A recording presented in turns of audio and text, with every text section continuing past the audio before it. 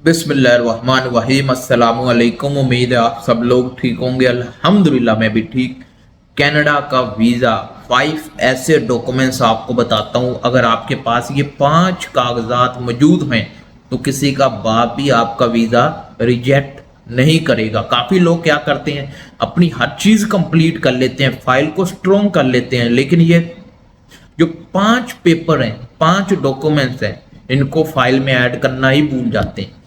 तो ये 5 डॉक्यूमेंट्स इतने इंपॉर्टेंट हैं कि आपके वीजे की 90% इसी पर डिपेंड करता है। अगर ये स्ट्रॉन्ग हैं, ये कागजात आपके लगे हुए हैं, तो वीजा रिजेक्ट नहीं अप्रूवल होता है। तो वीडियो शुरू करने से पहले वीडियो को लाइक कर दीजिएगा, चैनल को सब्सक्राइब कर दीजिएगा।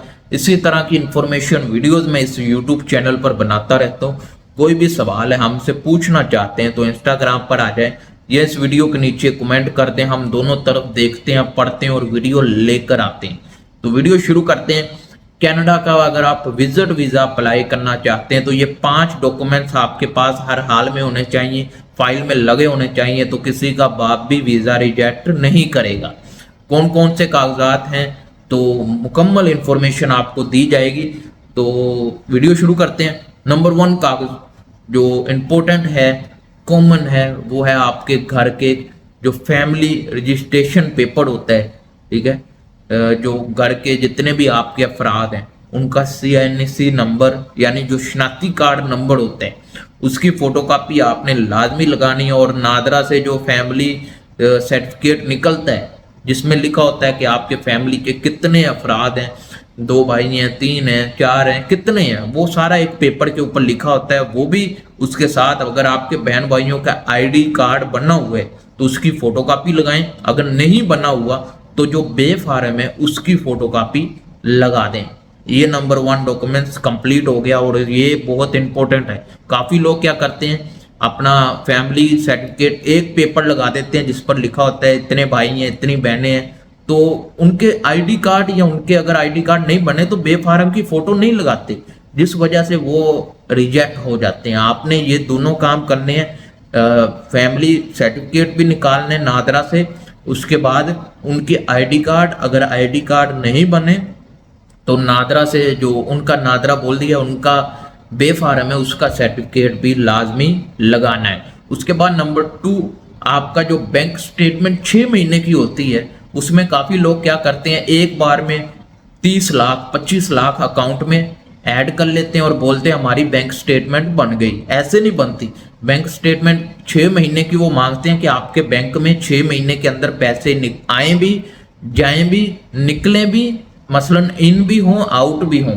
यानी आपके पैसे 6 महीने के अंदर अकाउंट में आए और बाद में निकलें, आप निकाल लें, फिर आए फिर जाएं।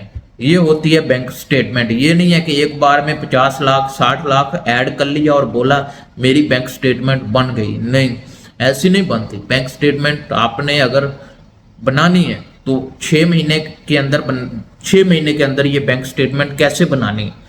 सबसे पहले आपने अकाउंट के अंदर पैसे को ऐड करना है, फिर अपने पैसे को निकालना है। इसी तरह मंथली ऐड करें, निकालें और कोशिश करें अमाउंट 15 दिन के बाद, 20 दिन के बाद थोड़ी थोड़ी अमाउंट निकालें और निकालने के फौरन बाद अपनी अकाउंट के अंदर ऐड ना करें, हफ्ता 2 हफ्ते लगा के फिर ऐड कर दें।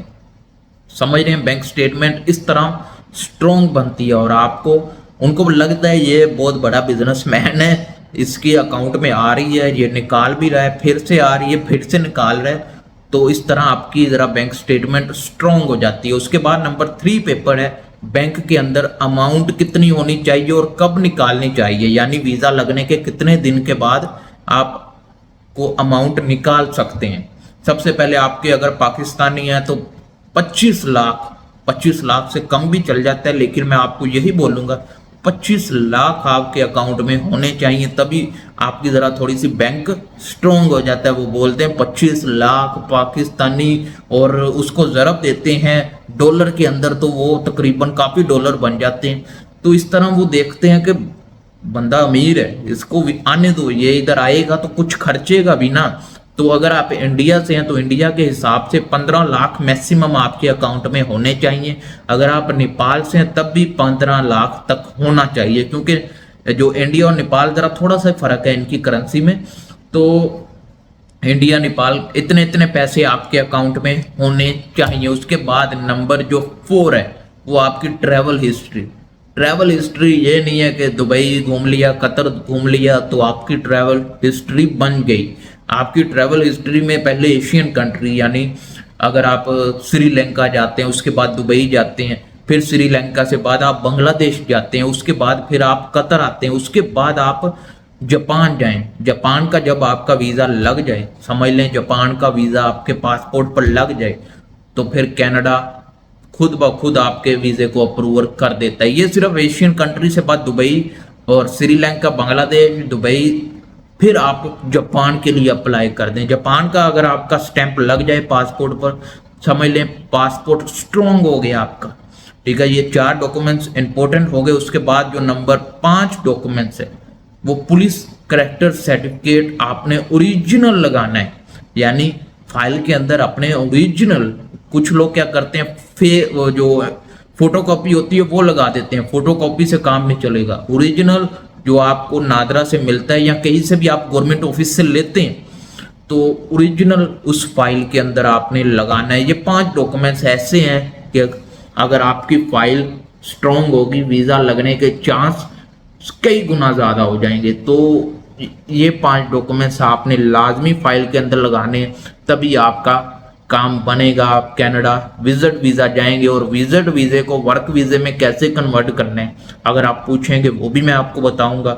और कोई भी कनाडा के हवाले से, वीज़े के हवाले से इंफॉर्मेशन चाहिए आप कमेंट करें, मैं वो भी बताऊंगा। ठीक है, तो मिलते हैं नेक्स्ट वीडियो में। अल्लाह हाफिज़।